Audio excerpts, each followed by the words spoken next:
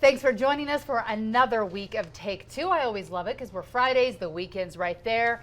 I was rushing today and I'm still sweating, so I'm glad this is a podcast. I couldn't decide why it was so hot in my car.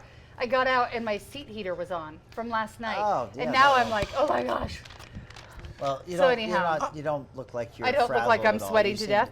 Well, good. I get in the car and I always feel hot. You do? You're like, you're one of those car selfie people. You're hot stuff, Jim. That's why.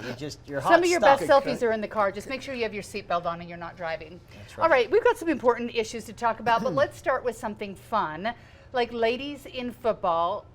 Yes, I'm so excited about this. So this is your issue. So this is mine. We've done a story about this podcast. fine young lady several times. She wants to bring football to Utah high schools. Yes. Let's talk a little bit about this. So breaking news this week, Okay. there is going to be a survey. The federal judge has said that I think she'd like to see a survey of students, high school students in the state of Utah, females who'd be interested in the sport of football, contact football. They have 400 girls, and they have put together teams. They've had games since 2015, fully, all pads, helmets, everything. Sam Gordon became an internet sensation when, as a Ute conference, a little 9-year-old, she was running rings around all the guys playing contact football. She's actually been recognized by the NFL, has been given an award as a groundbreaking achievement, and she was in a Super Bowl commercial this last year. Because she is bringing the sport of football, or working towards bringing it to women. And there's been a lot of popularity to this and a lot of demand. I think the judge is trying to sort it out. Is there enough, though, is the question. If you're looking at this, is it fun to talk about, or if we really tried to make an actual girls football team in every high school, do you think there's enough to pull it off? Well, we have it started with 50 girls. There's up to 400 girls that are playing right now, that are playing the sport. And I think that, again, the federal, this has happened a long time ago, but Title IX was a ruling that said you have to have equal opportunity for sporting activities and events or participation for girls as you do. All right. But do you have to throw one sport out then? Would you have to throw out ladies tennis? I'd hope not. I think it could be a spring sport. You wouldn't you could use the equipment from the schools that you use for the boys sport. You could use it for the girls in a spring league. We need equal opportunity of brain damage for girls as well as boys, I guess. If I were a parent, I wouldn't let my boy or girl. The evidence is clear. See, this is why Jim is a Democrat. He just hates everything good about America, like football. I don't know. I'm going to let it go. Football. My big question is interest, and we're doing the survey. I just have concerns that even when you're trying to get a powder puff team together, oftentimes it's not there. I think they should grow the sport more, and once they have maybe another 400 girls on top of that, put it into the schools. You've had enough of football? I've had enough of football. Sam Gordon, she's also on the Martha Hughes Cannon's selection committee that's going to put the statue of Martha Hughes Cannon in the U.S. Capitol. She's on there. I appointed her to that committee. She's Excellent. doing good things. Jim's like, enough of sports. Let's move on to politics. Okay. He hates football. The state is. I love football. Go Patriots. Okay, marijuana. There was a court ruling this week. The state's arguing that Prop 2 replacement not unconstitutional. The LDS Church influence is not provable at this point. So yesterday, basically, the ruling from the court was there was no collusion with the LDS Church in trying to make sure that marijuana was not really passed, but passed to the desires they had. Let's start with you, Jim. Do you think there was collusion on marijuana? I hate the word collusion. Look, did the LDS the theme lately? It's the catchphrase of Did the LDS Church get in a room with the few people that changed the people's marijuana bill and change it to something that this small group wanted? Yes, they did. Was that illegal? There's no. Well, I don't know, but. It's interesting. Did the judge say there could not be discovery and that there could not be depositions and just decided that there was no collusion? How could you make that decision without getting the facts? I mean, I don't know. I don't know enough about the case, but. So I do because, well, I don't know much about the case, but I was named in the case. You were in on these secret arguments. People came to my office at my invitation. You're where the conspiracy took place. Now, I will just say this. The people that collected the signatures, the people that wrote the entire proposition, the people that campaigned for this were in the room. I had to be in the room, or you wouldn't have a discussion. Those that were concerned, including the Utah Medical Association, were there. Also, no more than in Rome, the Catholic Church would have influence. You see that the LDS Church was concerned about this legislation. It was one of the voices coming together. Now, I didn't invite a Russian. There are no Russians in this collusion that's been accused, okay? But I will say that what I was proud about was that there was common ground that could be found October 1st before a vote would take place. And the signal was, this is the most successful proposition that has ever been proposed, because we were no longer talking if, we were talking how are we going to come together and make sure that medical cannabis is available to people that are in need. And we were very transparent about it. We were very transparent. There was a very big news conference. It was not done and let out of the bag after a vote had occurred. It was said clear before, 6 weeks before the election took place, that we are having this working together, finding common ground, which is, we don't see this enough in politics. This should not be a bad thing. This little cabal of people saw that the proposition was going to pass, that the people of the state wanted it to pass, and guess what? They wanted it to pass the way that they wrote it. So the cabal came in and said, you know what? We're going to rewrite it. And if it fails, it fails. But if it passes, it goes our way. That is not the way. If it failed, that agreement was going to stay in place. That agreement was going to stay in place, but it wasn't going to. But it wouldn't have any effective law because it would have failed. Do you believe the proposition was doable as passed, how it was, or would there have needed to be reworking in the legislature anyways? Because it seemed to me like there were some legal issues and ramifications that came from the way that people passed it in the first place. Those little things could have been changed, but what was done is a complete overhaul and an overthrowing of the will of the people of the state of Utah. I'm not convinced that there will ever be a medical dosage given out in the state of Utah. We're spending millions and millions of dollars. We're setting up a bureaucracy that's going to be like the DABC. We're keeping track of every plant grown everywhere. We're setting up special places. It is a nightmare of epic proportions. And then guess who we're going to charge? The patients. You couldn't imagine a worse bureaucratic nightmare than this compromise came up with. Well, this weekend I could be planting marijuana with my tomatoes if we would have left it how it was. 5 or 6 plants. What happens if they go to seed and I have 12? So many questions. See, there's a lot. If you were seeking medical cannabis before this bill passed, it was illegal. Today it is legal. If you have it in a dosage amount, and you have the recommendation from a physician, you can have it today, even before the state has set up its cultivation centers, its processors, or even its distribution. It is legal today for those that are in need that need it with a recommendation of a physician. Give me the name of a doctor that's writing them. So, IMC, I think all their doctors are writing. IHC changed course. They said we're going to allow doctors to do it. Give me the name of a physician that is doing it. They're not. They're afraid to. Jim, having physicians participate was integral to the proposition as well. You needed, and we were told that physicians, if it was legal, as other states have done, 35 states now, that they would engage and they would recommend. And so you have that right now. If it would have passed, if the initiative would have passed, there would be physicians, I predict, writing it now. Now they're afraid. Go look at their revisionists. That's why not one legal, somebody show me a prescription that a physician in Utah signed. It hasn't happened. It was never going to be a prescription. It'd have to be a recommendation. All right, a recommendation. But I think Intermountain, we did a story with them medical, had basically a meeting and a letter that went out to all their providers teaching them how to do it and protocols and whatnot. So I'm pretty sure they are, but it may be something new that they're not. Insurance issues and taking away their license. It was never going to be covered by insurance, whether Prop 2 passed unchanged or not. But I will tell you this. No, I mean the personal insurance for the public for the hearings that we held. Okay, the public hearings we held, we had physicians that attended, a good number of them. Also physician assistants as well as nurse practitioners, licensed nurse practitioners.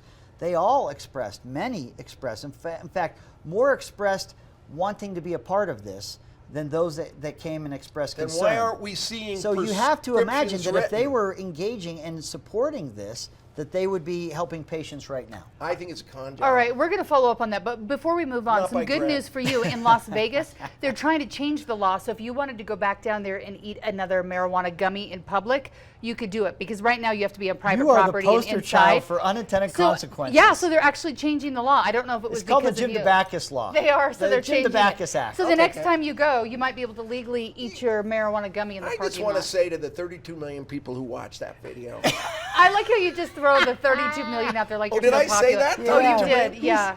It's no big deal. I mean, I was deeply disappointed. The first time I tried it, nothing. You know, a little buzz. I got more from 5 Diet Cokes. It's overrated. Just remember, if you feel different, you drive different. All right, let's move on to our next topic. This one's for you because I saw you posting about it.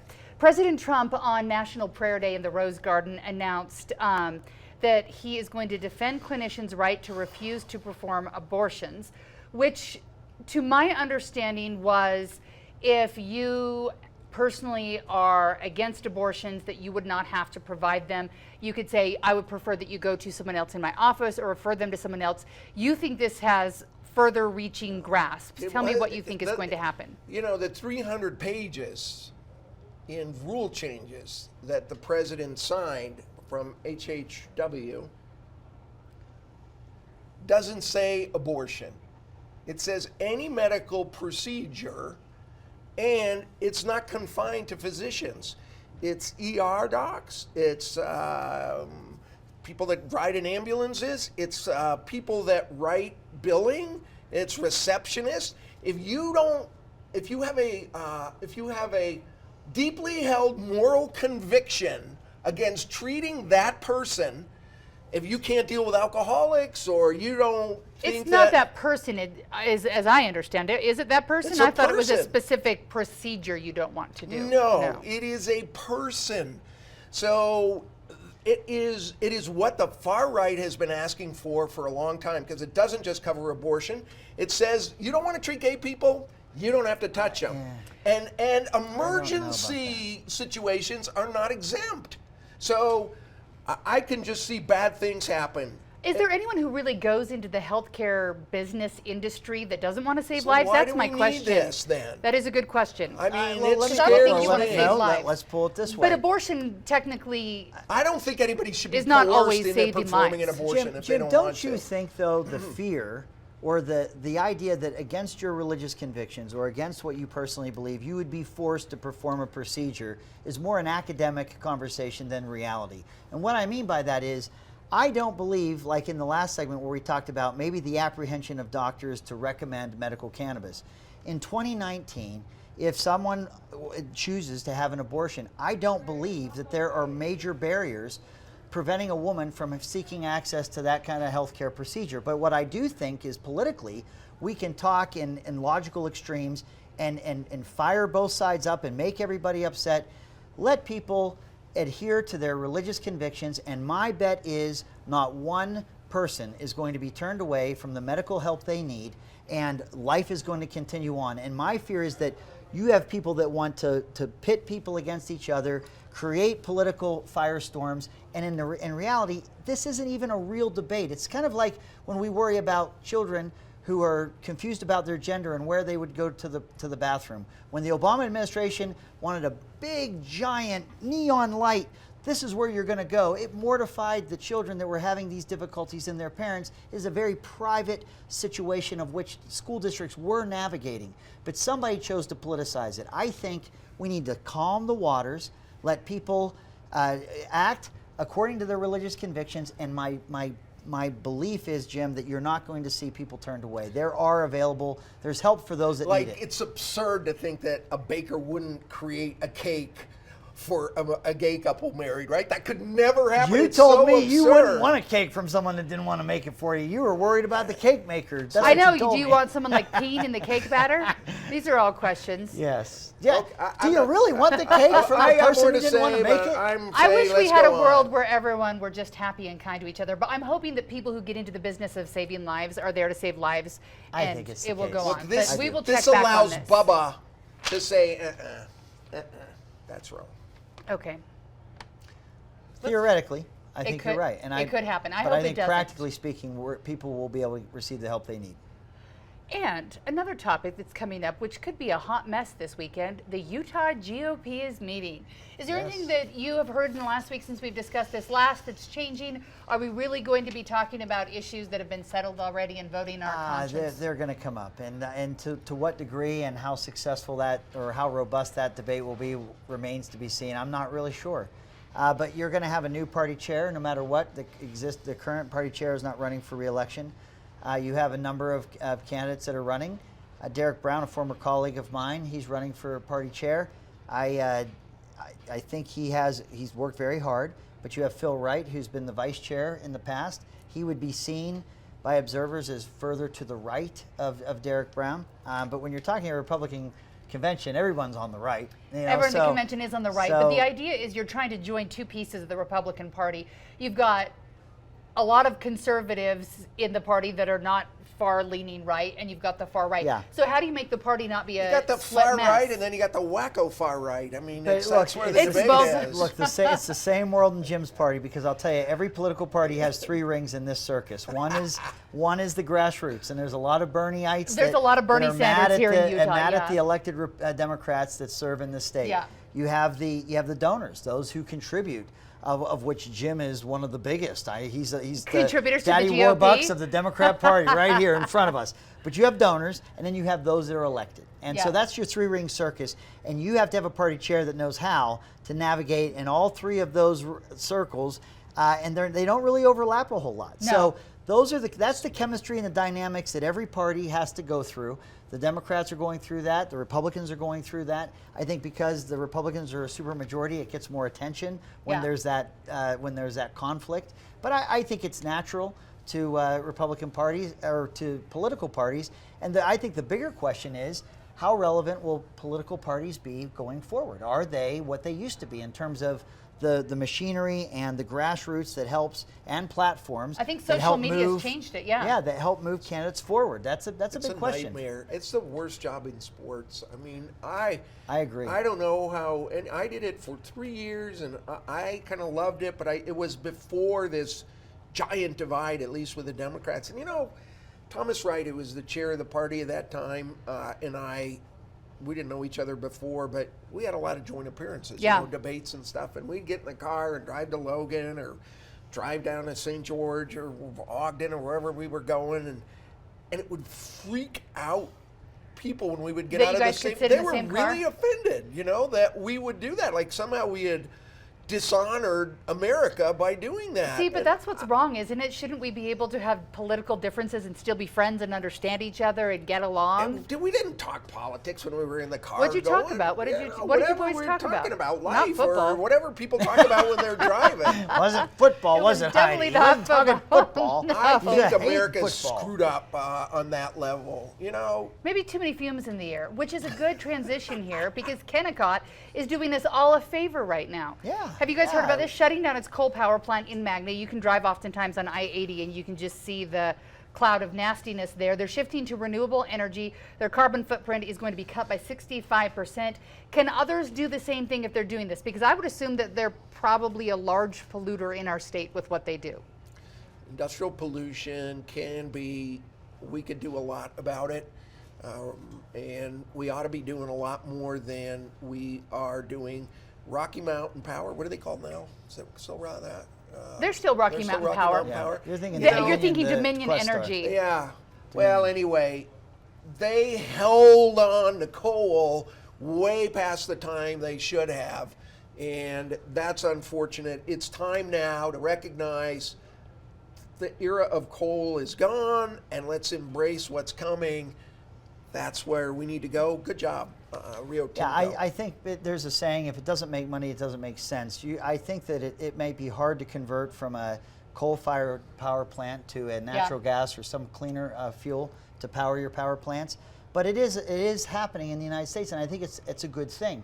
I think one of the areas, though, that environmentalists miss is we talk about global climate change, and we talk about we need to do all that we can. And certainly, I think in Utah, we're seeing the right changes being made. I think even nationally we are. We're seeing less and less coal-fired power plants. Yeah. But what do you do about the countries that are still importing in 280 million tons of coal a year, 100 million tons that they're extracting on their own? I'm talking about China specifically.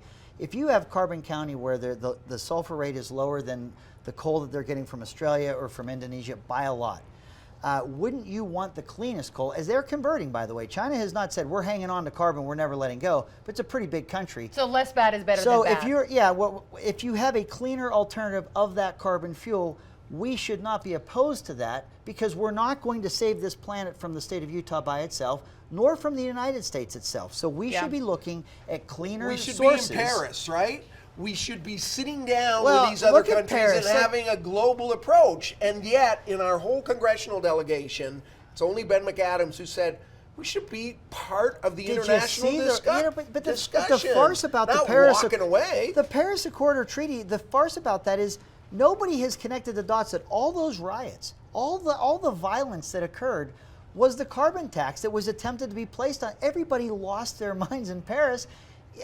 I'm going to tell you, the way it's happening in the United States, the way this movement is happening is the way you want it to happen. You're not going to summarily exempt India and China out of it with all the carbon they're burning and tell every other state they got to get to zero emissions. It's not going to happen that way, Jim. But what can happen good plan with is what we're goals watching. that were voluntary, and to have the United States walk away, and now to have a Secretary of the Interior in Washington who's gone crazy with Utah land. They're opening up places, You guys those hate national parks. This is a whole other everywhere's topic going. for All right. another Hey, day just at this but point. Hit the bell. one little fact point real quick. The biggest pollution, the thing that contributes the most pollution to our air in Utah is still the tailpipes of the automobiles. So we all have to. So tier 3 fuel, think about tier 3 vehicles is going to cut that down. Certainly the industrial emissions as well. I think we're going in the right direction, and I think we can lead by example. I'm admittedly part of that problem. My husband drives, I think, a 2001 Durango, and my car's a 2006. But I hate investing in new cars because they're not really an investment. not an So investment. I have to wait till my car dies. But when it does, I swear I'm going to get a cleaner one. Kill it. I know. You're going to kill it. Don't murder it. yeah, I love we it. It's go to my the party baby. like, what kind of car is it again? I'm Jim not- wants to know. I'm not telling you. I saw a Hummer the other day. You did? It I was- hope you didn't key it just because it was a Hummer. It was in a parking lot, and I saw the woman get into it, and I just said to her, "You have a Hummer with an Obama sticker on it." Oh, look Good at for you you. judging her. Good for Wow. you. She said, "Yeah, I get flipped off by everybody." That's what she said, and Nobody we laughed likes her. about it. She probably lives in Park City and she needs it to get up the mountain, right? Yeah. Well, you never know. All That is right. great. Big issue this week, AISU, and every time I see that school, charter school in Murray, I think of the 49th Street Galleria that Yeah, failed that's in what it that used to building. be. I loved roller skating there. But the big topic right now, though, is they are trying to make hard decisions. Do they shut down 4 weeks before the school year ends? Can they pay the teachers? What about these kids trying to graduate and their credits? How did we get into this mess? Do charter schools need more oversight? Why do they owe all of this money? The state stopped payment, the way I understand it, Yeah. because there were some issues that weren't resolved. Yeah. And so that's what's left. A school that a lot of people are saying it may have had some financial issues, but at least lately is doing pretty good. The state's saying, look, we have rules. They were greatly abused. We're not giving you more money until da-da-da-da-da-da. Yeah, I think that regulatory climate is there. Charter schools have to report to the state Office of Education the same way a school district would. So Yeah. there's great specificity, and I think that's how the financial issues came to a head. My take on I'm an advocate of non-traditional public schools, charter schools. I think that if you talk to parents, you get to the crux of why these schools are important, especially when your traditional schools have such large class sizes. And if there's a way to, without using taxpayer dollars, find other institutions that in a non-traditional public school way can help kids get a good education. We need that in a state where we have so many students and our student population is growing. But this is what I believe. If a charter school can't make it, it ought to fail. And I think that's what makes So charter should schools good. AISU fail, If they or can't should pay they the pull bills, it together and figure it out? Well, I would hope they could pull it together and for the parents and certainly for the students' sake.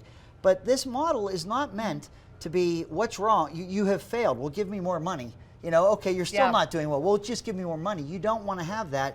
If a school can't, if a non-traditional charter school can't make it, then I don't think it should be around. And I think that self-correction is good for public education. I think that that's a good thing. I don't think it indicts charter schools. It shows that you got to play by the rules. You got to do it right. And if you can't, well, there's plenty of others out there that will. And so I hope they can pull it together. But I think that what you're seeing happening right now is showing why I think charter schools can and do work. All right. On the issue of education and self-correction right now, you brought this to my attention, one of you, I don't even remember. School board, the Utah School Board really runs education in the state. There's some changes. Jim, were you mentioning that? Now I can't even You know, remember. I spent What's 6 changing? years on education in the legislature, and You're rubbing your you face. are sitting down, Okay. trying to come up with a convoluted, kooky way to do things. That's You how we're pick doing the it? DABC on one, the cannabis, and then you'd come up with the way that the founding fathers came up with governing education in the state.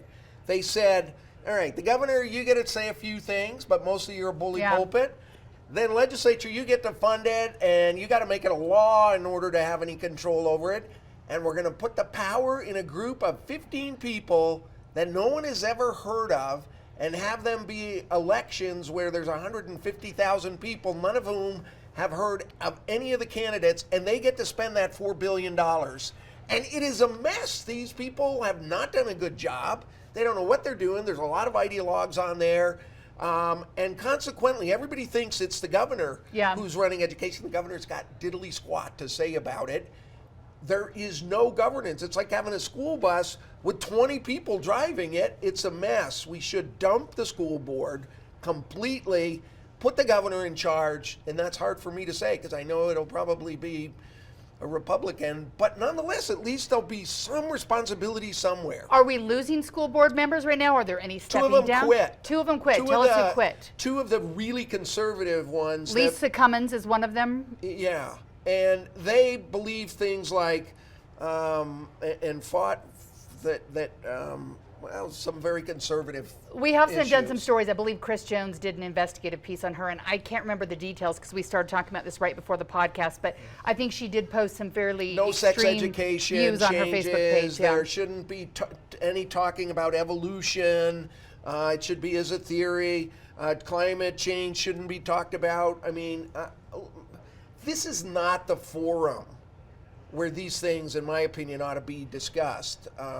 And they, instead of talking about how to spend this $4 billion a year and working together, it's been this divided kind of ideological thing. Let's do away with the state school board. Is it working how it is? It's tough. It is not, the state school board is not found within the executive branch. It's not found within the legislative branch. It's certainly not part of the judiciary.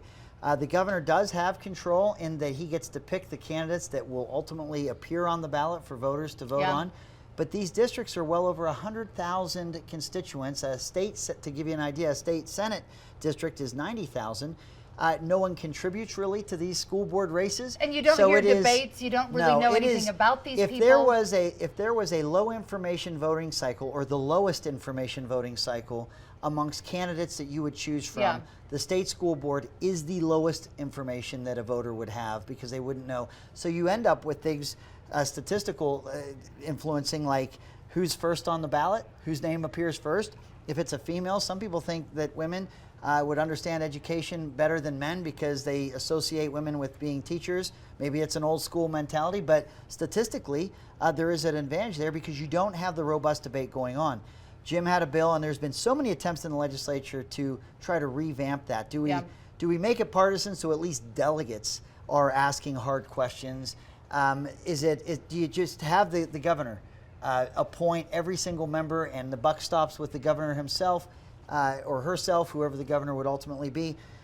Those are questions, and I think that it's a good topic to bring up because I don't think that the system that we have now and those 15, while they're good, I don't have anything bad to say about our school board members. I think they work very, very hard. I knew the one that represented our district for quite some time. He's not in that position now. But they work very hard. But I do think that for accountability to the public, to have a greater robust debate, I do think there has to be some changes to that process. I would like to see changes because I always vote and I like to be an educated voter, but sometimes I feel like I can't educate myself, and that's one of the things where sometimes I've admittedly skipped over it before. Just ask me, I'll let you know. Okay, I will ask whatever next you time do. because I will I care throw my about body in education, front of but that it's hard to know who you're conversation. voting for. One last topic before we wrap it up and get out of here. Angela Romero wants businesses like karaoke bars and axe throwing places to be able to sell alcohol. To me, I mean, I like the idea of having more businesses have the ability, but do we really, really want to be mixing axes and alcohol? This just seems like a bad idea. I'm imagining me with an axe even without alcohol. Is this a good idea, Greg? So look, been to Nashville. I think it's Jim, Beale no Street. groaning. It's not your turn is yet. Beale Street this big street in Nashville where all the I think so. Yeah. honky tonks, all the clubs are? I've been to a karaoke club or bar there during a conference, and there's so much talent in But Nashville. drunk singing is fun, right? Yeah, and so to have a karaoke atmosphere and some of the talent and people that sing, it blows your mind. It's not just, inebriate people off key. There's some real entertainment that There's good happens people, there. yeah. I could see that being in a bar setting. The axe throwing, I just don't. I've never really put the two together, Jim. Maybe you see it differently, but whipping axes and throwing a few back, it just seems a little incongruent to me. But I'm not I sure don't it's know. the patrons that are throwing the axes. I don't know. Yeah, patrons throw axes. All What right. do you think those axe throwing businesses are? We do that for parties here at Channel 2. You wear a plaid shirt, you get an axe, and you huck it at the wall, and the idea is it sticks in the wall. You don't need any training. You just need to have $10 I or have whatever. a good comment, but I'm going to let it go because my Facebook people are listening. Oh, please tell us quickly. Go. Look, I just want to look at the camera and say to the legislature, my dearies, That's creepy. Dearies, that sounds like the don't- Wizard of Oz. you don't understand Salt Lake City. We have conventions. We have out-of-state people. We have business leaders who are trying to get to come here. And we need, as Park City does, and as Snowbird does, and as downtown Ogden needs, we need the oak of you running every zoning decision based on alcohol out of your hands. Because Box Elder County is different than downtown Salt Lake. They Leave might be able to us- throw axes better with alcohol in their Leave systems. I us don't know. alone. Yeah, If we some want to rural have, areas, if we want to they're have gonna be really good axe karaoke, throwers. or if we're 503 feet from a library and we want to give a restaurant that, or we've got a big tall building that you're precluding from having a bar or a restaurant that serves alcohol because it's this close to a church, we can handle it. And the legislature needs to allow more flexibility to our communities to make these kind of decisions, including karaoke in beer halls. All right, I think we all agree on the karaoke, maybe not axes. We'll find out. Yeah. I But suspect children- that having a hard karaoke time. was an unintended consequence. I think they did some broad categories, Yeah. and maybe karaoke got caught in the crosshairs unintentionally. Okay, so that's your Hopefully. homework this weekend. I want you to go throw axes and then report back to us when Okay, you it's a return. deal. Not gummies, axes. Throwing Okay, axes. no gummies. You need axes. Maybe I could thrown. I could take a gummy and throw them, and then have a couple of beers and throw them and see. See which impairs you the Wow. most. All right, have your friends take video so we can share that online. right. That's it for us this week. Thanks so much for joining. Have a great weekend, and we'll be back at it next week.